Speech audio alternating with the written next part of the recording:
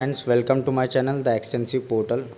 Friends, अगर मेरे channel पर आप नए हैं और इसे अभी तक सब्सक्राइब नहीं किया है तो इसे सब्सक्राइब कर लें और बेल आइकन पर भी क्लिक कर दें ताकि आपको मेरे चैनल से जुड़ी लेटेस्ट अपडेट यूं ही मिलती रहें।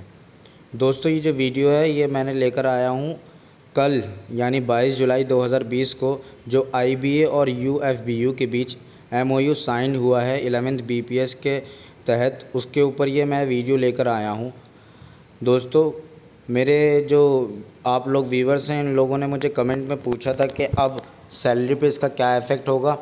तो उसके नेट इफ़ेक्ट को जो न्यू बेसिक आएगी, आपके मैसेंजर्स, जो हमारे क्लर्क्स और जो ऑफिसर्स हैं, सब स्टाफ से लेकर ऑफिसर तक, सैलरी पे क्या इसका इफ़ेक्ट पड़ेगा, उसके लिए वीडियो मैंने बनाई है। तो और इसके साथ साथ सैलरी कैलकुलेट होने के बाद, बेसिक सैलरी निकलने के बाद जो रिमेनिंग DA बचेगा वो कितना बचेगा, इसके लिए ये वीडियो बनाई गई है। तो स्टार्ट करते हैं इस वीडियो को, और इस वीडियो में शुरू से आखिर तक बने रहें ताकि आपको भी कैलकुलेशन समझ आए।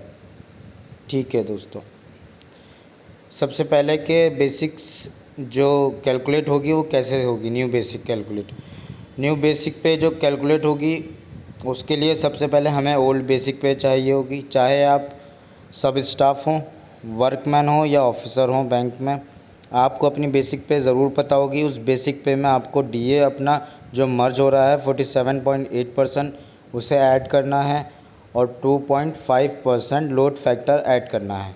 दोस्तों, यहाँ ये भी समझ लीजिए कि लोड फैक्टर जो आपका आएगा वो बेसिक पे और DA पर आएगा, लेकिन DA ये 47.8% नहीं लेना, ना कि जुलाई वाला DA लेना है।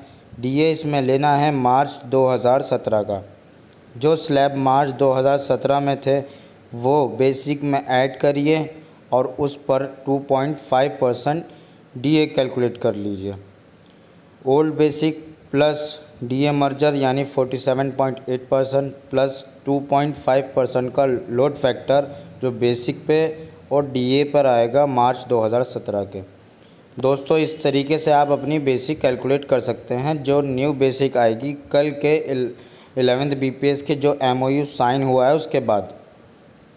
सबसे पहली बात दोस्तों, हमारे लिए ये बेहतर है कि 15% पर सेटलमेंट साइन हो चुका है। हमें ये भी पता है कि ये किस तरीके का BPS साइन हुआ है। बैंकर्स को प्रेशराइज़ करके 15% पे साइन किएगा, लेकिन कोरोना के इस काल में को देखते हुए ये फिर भी एक नॉर्मल मान सकते हैं हम इसको, लमसम नॉर्मल BPS है। चलिए दोस्तों, अब इस पर ज़्यादा डिस्कशन नहीं करके मैं आपको दिखा देता हूँ कि बैंक सब स्टाफ की जो प्रेजेंट में हमें बेसिक पे और जो पे स्केल है वो इनकी ये है। उसके बाद 9,560 की उनको at the time of joining ये बेसिक दी जाती है, और इसके बाद 325 के 4 इनके इंक्रीमेंट्स लगते हैं। 325 के, सॉरी फ्रेंड्स, देखिए फिर वो हो जाती है 10,860। उसके बाद 410 के 5 इंक्रीमेंट, फिर 12,910 पर। अब ये पे स्केल आपको रीड करना तो आती ही होगी। अब इससे देखिए कि न्यू पे स्केल क्या हो जाएगी। जो मैंने कैलकुलेशन आपको अभी प्रीवियस स्लाइड में दिखाई थी, उसके बाद ये कैलकुलेशन निकल कर आई है। आपको भी अपनी जो भी बेसिक हो, चाहे वो 9,560 हो, 10,860 हो, वो उसमें फीड करनी है और उस फॉर्मूले को रन करना है, तो आपकी कैलकुलेशन निकल के आ जाएगी कि अब आपकी बेसिक पे क्या हो जाएगी। इसी तरीके के बैंक क्लर्क्स की जो प्रेजेंट बेसिक पे है 11,765, इसमें 655 का इंक्रीमेंट है, और इस तरीके से 13,730 हो जाएगी। फिर 815 के इंक्रीमेंट है। इनकी न्यू पे स्केल हो जाएगी 17,820 at the time of joining.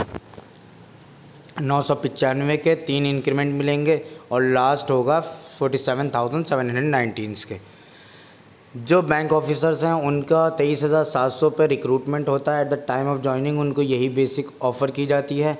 980 का उनके इंक्रीमेंट्स होते हैं, लेकिन MOU साइन होने के बाद 35,900 उनकी बेसिक हो जाएगी, और 1,485 रुपये के इनिशियल 7 इंक्रीमेंट्स ईयरली लगेंगे, जब तक कि सैलरी 46,295 को पहुंचेगी। फिर 1,735 के 2 इंक्रीमेंट लगेंगे, फिर सैलरी हो जाएगी उनकी 49,765। इसी तरीके से उनकी टॉप सैलरी बेसिक पहुंचेगी, सैलरी नहीं बेसिक, 63,660। दोस्तों, ये तो आपने देखा कि बेसिक में क्या फ़र्क आएगा MOU साइन होने के बाद। और अब ये देखिए कि DA में क्या फ़र्क आएगा। DA में जो चेंज आएगा दोस्तों, जो स्लैब्स आ रहे हैं जुलाई 2020 के वो 761 हैं।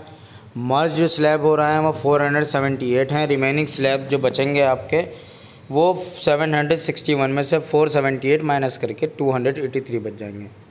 तो परसेंटेज ऑफ DA कितना निकलेगा? जो स्लैब आ रहा है 283, इसे हमें परसेंटेज फैक्टर से जो मल्टीप्लाइंग फैक्टर है इससे मल्टीप्लाई करना पड़ेगा। यहाँ ये ध्यान देने वाली बात है दोस्तों, अब तक 10th BPS में 0.10 से मल्टीप्लिकेशन होता था, लेकिन 11th BPS में इसे घटाकर कम कर दिया गया है। अब DA की परसेंटेज के लिए स्लैब से जो कन्वर्जन फैक्टर से मल्टीप्लिकेशन होगी वो 0.07 से होगी। इस तरीके से हमें यहाँ भी नुकसान हुआ है दोस्तों बैंकर्स को। अब न्यू DA जो आफ्टर 11th BPS मिलेगा वो 19.81% मिलेगा। ये रिमेनिंग DA दोस्तों आपका बचेगा। Thanks for watching this video and subscribe the extensive portal for latest information regarding the banks.